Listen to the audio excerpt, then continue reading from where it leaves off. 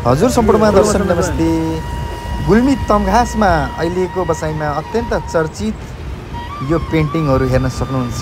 म विस्तारपूर्वक देखाउँदैछु, सबैले हेर्नुहोला र पक्कै पनि हजुरहरूको मन प्रसन्न हुनेछ भनेर भन्नुपर्छ।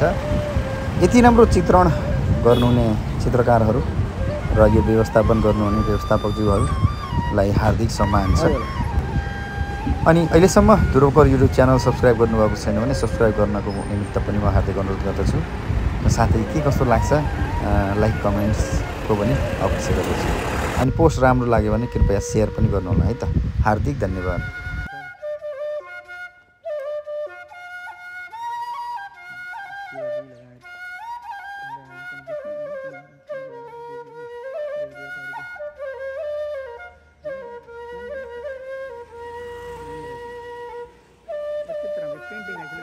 वालपेपर जस्तो लाग्छ पेन्टिङ।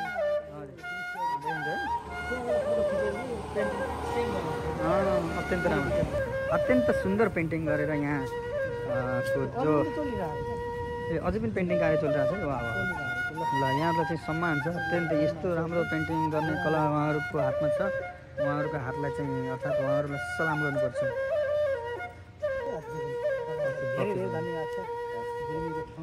नमस्कार सर, नमस्कार सर। सन्चै हुनुहुन्छ है? हजुरको नाम के पर्यो होला सर? प्रदीप थारू। नवलपरासी। धन्यवाद छ। अनि उहाँहरूको हाम्रो हजुरको मित्र हुनुहुन्छ। हजुरको नाम के हो सर? बिके नरबहादुर। हो त है। तर हजुरहरूको कलालाई त बस बस सलाम के सलाम छ धरो धर्म। ल हेर्न सक्नुहुन्छ। अब उहाँलाई सम्पर्क गर्न चाहे त खोइ कसरी गर्ने हो पनि समथिङ कसैले हजुरहरू मार्फत पनि यस्ता चित्रकारीहरू गराउन चाहे पर ए ल बिके आर्ट ग्यालरी हेर्न सक्छ। युट्युब च्यानल पनि रहेछ यहाँको। ल ल हामीले पनि हल्का फुल्का युट्युबहरू बनाइन्छ। उहाँहरूले पनि बिके आर्ट ग्यालरी युट्युब च्यानल रहेछ। हजुरले पक्कै पनि भिजिट गर्न सक्नुहुन्छ। उहाँलाई सिधा सम्पर्क गर्न सक्नुहुन्छ। उहाँहरूको कलाको त बस विश्व नै के भन्छ नतमस्तक छ भनेर भन्नुपर्छ। ल हेर्नुहोस् त यहाँ हुन त यसको विश्लेषण गरी त हामीले सकिन्न, तर उहाँहरूले पक्कै पनि यस विषयमा चाहिँ जानकार होला। उहाँले फेरि काम पनि गरिरहनु भएको छ। यति राम्रो चाहिँ बुद्धि विवेक प्रयोग गरेर यति राम्रो चित्रकला गराइरहनु भएको छ। उहाँलाई फेरि धेरै डिस्टर्ब गर्न पनि अलिकति राम्रो लागेन है। ल उहाँहरूलाई धेरै धेरै धन्यवाद छ, शुभकामना छ। म हजुरको चाहिँ युट्युब च्यानल हेर्छु है। ल हस्, धन्यवाद छ। ल हजुरहरू पनि यस्तै राम्रो राम्रो चित्रणहरू बनाउन चाहन्छ आफ्नो घरमा अर्थात् गार्डनमा कहीँ पनि यस्तो सम्भावना भएको ठाउँमा बनाउन चाहनुहुन्छ भने उहाँहरूलाई चाहिँ सिधा सम्पर्क गर्नु होला बिके आर्ट्स ग्यालरी। ल हेर्नुहोस् त एकदमै चित्रमा उहाँले चाहिँ ज्यान उतारिदिनु भएको छ। यो हाम्रो रेसुङ्गा पोखरी हो त? यो रेसुङ्गा पोखरी हाम्रो होइन? हजुर हजुर रेसुङ्गा पोखरी। यो चाहिँ हाम्रो एकदमै एकदमै। ल हजुरहरू गुल्मी भिजिट गर्नु आएको छैन भने we must request every one if you still not visited our Gulmi please you must have to visit our Gulmi. It's literally like a heaven of the earth. Glim, whatever they are showing here in the paintings, this all we can see from Gulmi actually. This is the real, all is real like wow. यहाँ चाहिँ यो एक हिसाबले जो हाम्रो रेसुङ्गा छ, रेसुङ्गामा तपस्या गरेको मैले नाम त ठ्याक्कै कुन ऋषि हुनुहुन्छ मैले बिर्सेँ। अनि यता जो राम अथवा राम भनेर भनेको हाम्रो रामका बुवा दशरथ होइन, उहाँहरूलाई कुनै पुत्र अर्थात् पुत्री छोराछोरी नभएको कारण अनि यस्तै के कस्तो रिलेटेड छ नि। हाम्रो विस्तारपूर्वक पनि म पछि बताउन सक्छु। दशरथ राजालाई छोराछोरी नभएर उहाँ कुन ऋषि मुनि एउटा यहाँ ऋषि हुनुहुन्थ्यो। उहाँको निमन्त्रणमा उहाँको प्रसाद ग्रहण गरेर चाहिँ उहाँको पुत्र भएको यस्तो किनभने कहानीहरू छ।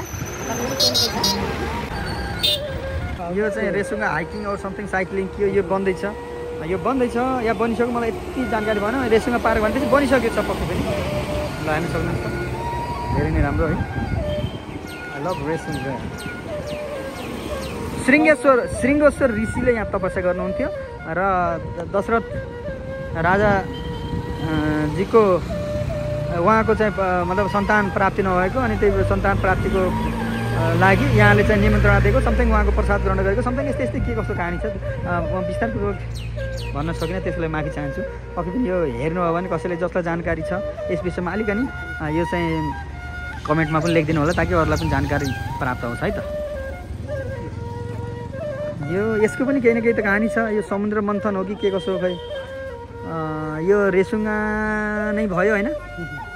यो रेसुङ्गा पोखरीसित समथिङ केही न केही रिलेटेड छ, केही न केही त रिलेटेड छ। अब यसलाई यसको विषयमा चाहिँ यहाँ कोही जान्ने बुझ्ने व्यक्तिहरू भए सोधबुझ गर्न अझै रमाइलो हुन्थ्यो। जाउँ हिँड रेसुङ्गा, ल हेर्नुहोस् त भिजिट रेसुङ्गा। यहाँ हाम्रो गीत पनि बनाउनु भएको थियो हाम्रो यहाँ हजुर अशोक थापाजी लगायतका टिमले हजुर। ल यहाँ हाम्रो अत्यन्त प्रसिद्ध पञ्चे बाजा नौमती बाजाको झल्को देख्न सक्नुहुन्छ। यता लाखे नाच है, आहा यता यो फोरी खेलेको क्या, फोरी खेल्ने के भन्थ्यो, फोरी खेल्ने भन्छ नि र तरवालबाजी गर्ने। बाजी मान्नुपर्छ यो यति राम्रो कलाको लागि एक्चुअली होइन। एकदमै धेरै धेरै राम्रो बनाउनु भएको छ, एकदम जान उतारिदिनु भएको छ। यो सम्बन्धित यज्ञशाला होइन नि वही हो, यो रामसित सम्बन्धित छ। श्रीराम भगवान् श्रीरामसँग पनि सम्बन्धित भएको कारणले रेसुङ्गा अत्यन्त प्रसिद्ध छ धार्मिक स्थल। हिरणहरू चितुवाहरू ल हेर्नुहोस् त है। यो फेरि ठ्याक्कै government of Nepal ministry of home affairs district administration office यसको ठ्याक्कै भित्ताको वरिपरि यस्तो चित्रण गरिएको रहेछ। ऋषिमुनिहरू